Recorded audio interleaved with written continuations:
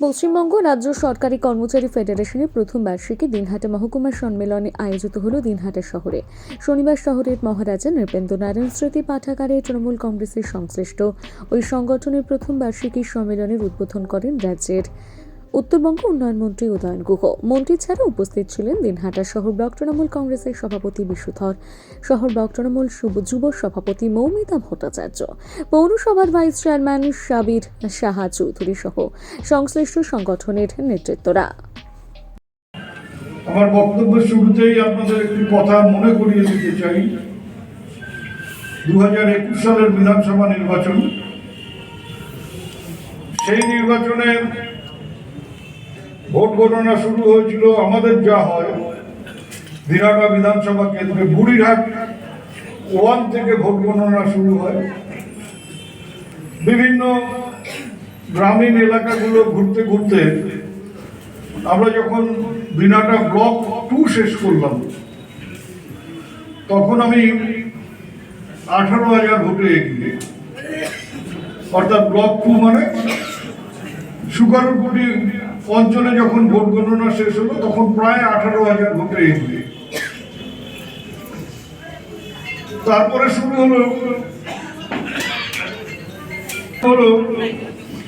Dinhata block 1 এর যে 4টি অঞ্চল আমাদের দিনহাটা বিধানসভার সাথে আছে, ভ্যাটাগুড়ি 1, উলুবাড়ি 1, দিনহাটা ভিলেজ 1 এবং ভিলেজ 2। তারপরে শহরের ভোট গণনার পরে দেখা গেল যে গ্রামীণ এলাকা এবং শহর মিলে আমি মাত্র 500 ভোটে এগিয়ে আছি। তবু আমাদের যারা কর্মীরা কাউন্টিং এ ছিলেন তারা উৎসাহিত হলেন যে আমরা আসনটা জিতে গেলাম, কিন্তু তারা ভুলে গিয়েছিলেন যে প্রথমেই যে কাউন্টিংটা হয়েছিল সেটা হচ্ছে পোস্টাল ব্যালট। যে পোস্টাল ব্যালটে ভোট দেওয়ার কথা, যারা নির্বাচনী দায়িত্বে থাকেন তারা ভোট দেন, সেখানে যে আমরা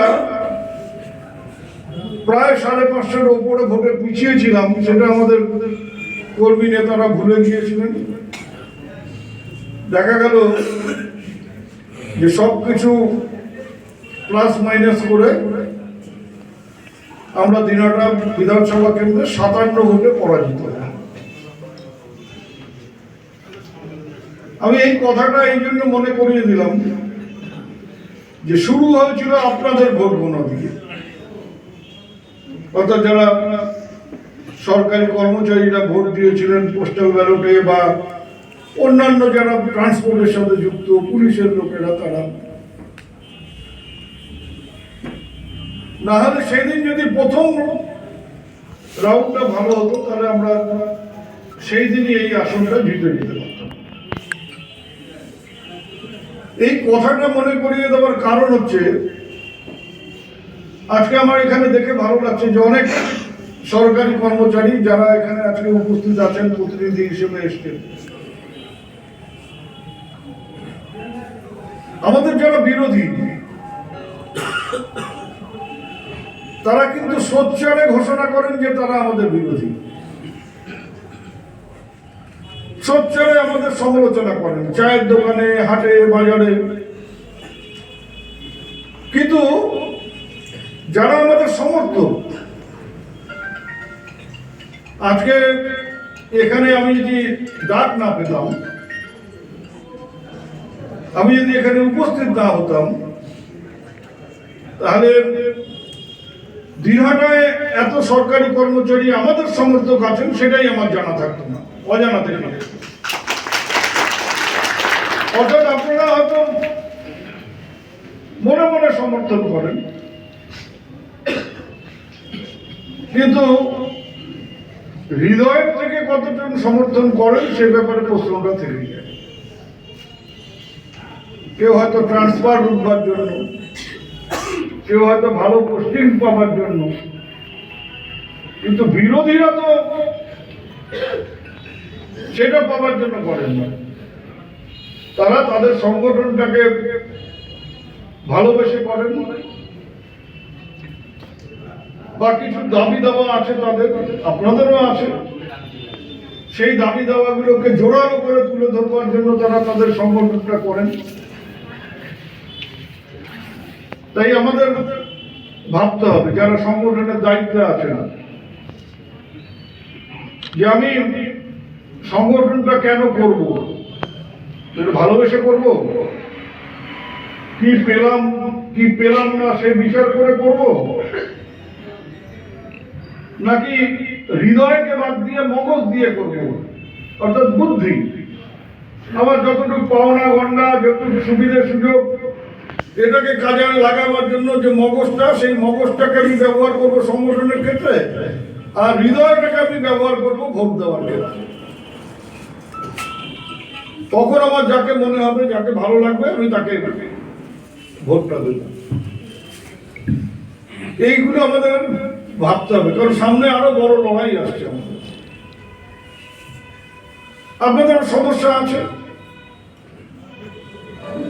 আপনাদের তো এখন সরকারি কর্মচারী মানেই প্রথম যে কথাটা উঠবে ডিএ নিয়ে কথা,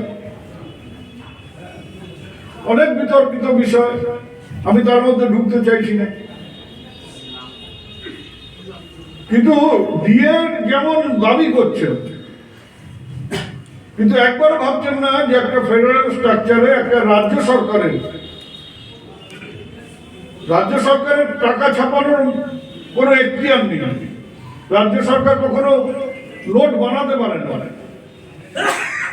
তাকে আর্থিক অনুদানের জন্য কেন্দ্রীয় সরকারের মুখোমুখি হয়ে থাকতে হয়। আর কেন্দ্রীয় সরকার যদি বিমাতৃসুলভ মনোভাব করে রাজ্য সরকারের যে পাওনা, সেই পাওনার থেকে তাকে বঞ্চিত রাখে, আর্থিক সংকট তৈরি করবার চেষ্টা করে, তারপরেও যে রাজ্যের যে উন্নয়নের কাজ, রাজ্যের কিছু সুযোগ সুবিধার সব ক্ষেত্রে আমাদের রাজ্যের মাননীয় মুখ্যমন্ত্রী সেগুলোকে সাধ্যমতো দিয়ে যাচ্ছেন, এই কথাটাকে বলার ক্ষেত্রেও কিন্তু আপনাদের এগিয়ে আসতে হবে এবং উপলব্ধিটা সম্পর্ক আছে সরাসরি নেই, কিন্তু আর্থিক যত উন্নয়ন হবে রাজ্য, 100 দিনের কাজ হলে পরে সরকারের উপর থেকে খানিকটা চাপ কমে, কিছু মানুষের কর্মসংস্থান, অর্থাৎ গ্রামীণ মানুষের কর্মসংস্থান ওই 100 দিনের কাজের মধ্যে দিয়ে হচ্ছে, সেই টাকা বাজারে আসছে, সেই টাকা বাজারে ঘুরছে, আর্থিক উন্নয়ন ঘটছে রাজ্যের, তার লভ্যাংশ আমরা সবাই পাবো। কিন্তু ওই গোড়ায় যে বঞ্চিত হচ্ছে, সেই জায়গায় যে সোচ্চার হওয়ার সবার মিলে দরকার, সেই জায়গায় কিন্তু আমাদের সংগঠনগুলোর ঘাটতি আছে বলে আমি মনে করি। শুধু আপনারা বলে না, যারা আমাদের দল করে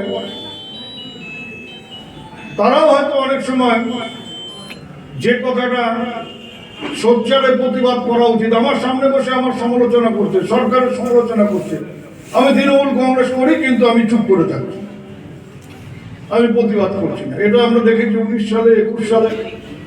এখন হয়তো পরিস্থিতিটা খানিকটা অন্যরকম হয়েছে, কিন্তু সামনে তো এই পরিস্থিতি আরো তৈরি করবার চেষ্টা হবে। একবার আমরা এই কথাটা কেউ ভেবে দেখি না, বলবার চেষ্টা করি না। এই দেখুন না, 22শে জানুয়ারির পর থেকে শুরু হয়ে যাবে, মনে হবে যেন আমাদের জীবনে একটাই অভাব ছিল, সেটা হচ্ছে ভারতবর্ষে একটা রাম মন্দির। সেই রাম মন্দিরটা হয়ে গেলে এত ঠান্ডাও থাকবে না, এত কষ্ট, খাদ্য অভাব থাকবে না, কোনো কষ্ট থাকবে না।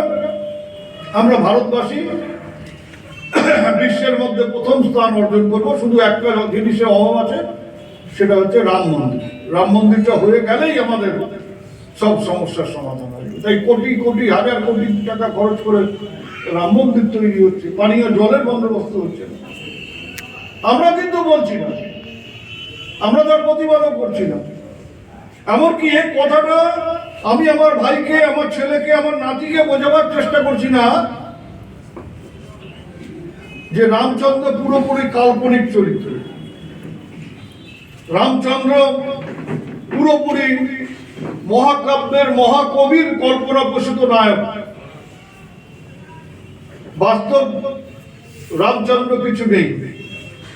মহাকবি চিন্তা করেছিলেন তার নায়ককে এইভাবে তুলে ধরবেন, সেইভাবে তার মাথায় যা যা এসেছে সেইভাবে তার চরিত্র তিনি তৈরি করেছেন। এখন সেই মহাকবির কল্পনা প্রসূত নায়ককে আমরা ইতিহাসের চরিত্র বলে তুলে ধরবার চেষ্টা করছি। আমরা এমন ভাবে রামচন্দ্রকে তুলে ধরছি যেন রামচন্দ্র ইতিহাস। সত্যি সত্যি অযোধ্যায় জন্মগ্রহণ করেছেন, সত্যি সত্যি দশরথ ছিলেন, সত্যি সত্যি তার পুত্ররা ছিলেন।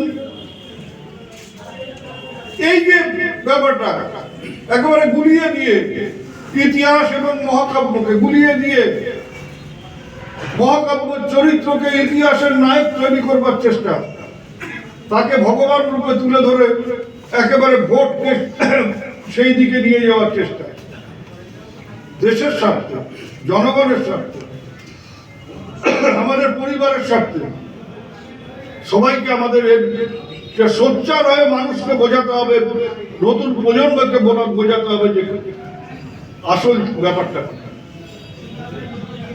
আমরা কি একথা বলতে পারবো যে আমরা সবাই রামের পুজো করি? আমি তো করি না। তাহলে আমি রামকে ছোটও করতে চাই না, রামকে খারাপ কথাও বলতে চাই না, কিন্তু একথা বলুন তো যে এখানে আমরা সবাই বাঙালি, আমাদের কতজনের বাড়িতে ঠাকুর ঘরে রাম মূর্তি আছে? এই কথাটা বলুন। কতজন প্রতিনিয়ত এই কথাটা বলুন।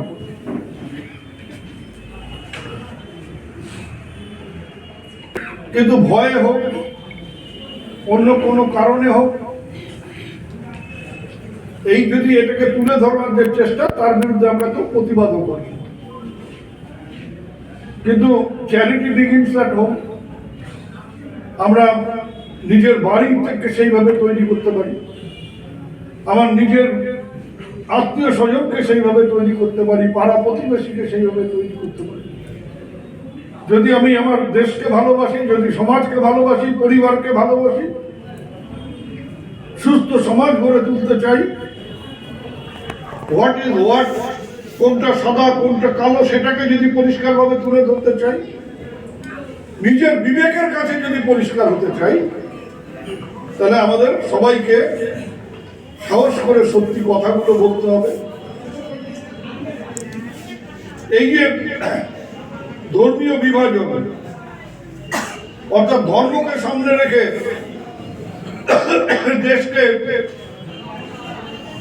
দেশের ক্ষমতা দখল করে এগিয়ে যাওয়ার চেষ্টা, তার বিরুদ্ধে আমাদের প্রতিবাদ করতে হবে, রুখে দাঁড়াতে হবে। কারণ এই সাম্প্রদায়িকতার বিরুদ্ধে লড়াই করতে গেলে সত্যি কথাটাকে হজম করে নিয়ে সত্যি কথাটা মানুষের কাছে তুলে ধরার কাজ আমাদের করতে হবে। আমি আর আমার বক্তব্য বাড়াবো না, আমি শুধু বলবো সংগঠন করুন, ভালোবেসে করুন। আমি আপনাদের কথা দিচ্ছি, কোনোদিন যদি দেখি যে আপনি বিরোধী রাজনীতির সাথে যুক্ত হচ্ছেন, আমাদের বিরোধী রাজনীতির সাথে যুক্ত হচ্ছেন, আপনার বিরুদ্ধে কোনো শাস্তিমূলক ব্যবস্থার জন্য আমরা লাফালাফি করব না। কিন্তু সংগঠনটা ভালোবেসে করুন, সংগঠনটাকে শক্তিশালী করুন, সংগঠনের দৃষ্টির তার নীতি আদর্শকে সামনে রেখে আরো মানুষকে সামনে নিয়ে আসুন। একথা আজকে আমি জোর গলায় বলতে পারি, ভারতবর্ষে সাম্প্রদায়িকতা বিচ্ছিন্নতাবাদের বিরুদ্ধে লড়াই করার ক্ষেত্রে এখন একটা মাত্র নেত্রী আছেন, তার সাথে মমতা বন্দ্যোপাধ্যায় এবং তার সাথে অভিষেক বন্দ্যোপাধ্যায়, এবং একটা মাত্র দল যারা সোচ্চারের সাম্প্রদায়িকতার বিরুদ্ধে লড়াই করে, সেটা হচ্ছে তৃণমূল কংগ্রেস। এটা গর্ব করে আমাদের সবাইকে বলতে হবে, সব জায়গায় বলতে হবে। সেটা যদি বলতে পারেন অনেক মানুষ কিন্তু বুঝতে পারছে 2019-21 থেকে পরিস্থিতির অনেক ফারাক ঘটছে। আমি অন্ততপক্ষে এই ক্ষেত্রে বলব অনেকটা উপলব্ধি মানুষের মধ্যে এসছে। এই যে ধর্মের সুশ্রী দিয়ে রাজনীতি করা, নিজেদের স্বার্থে সেই তার বিরুদ্ধে আপনারা লড়াই করবেন। আপনাদের অনেক চাহিদা আছে, অনেক প্রয়োজনও আছে। আমরা সাধ্য মতন আপনাদের পাশে আছি। আমি ডিএর ব্যাপারটা ভালো করে বুঝি না, তবু আমি মনে করি যে মমতা বন্দ্যোপাধ্যায়, এই বললাম প্রথমেই যে নানা আর্থিক সংকট, 1,20,000 কোটি টাকা কেন্দ্রের কাছে আমাদের পাওনা থাকা সত্ত্বেও তারপরেও কিছু কিছু করে আপনাদের পাশে দাঁড়াবার চেষ্টা করছেন, আরো করবেন।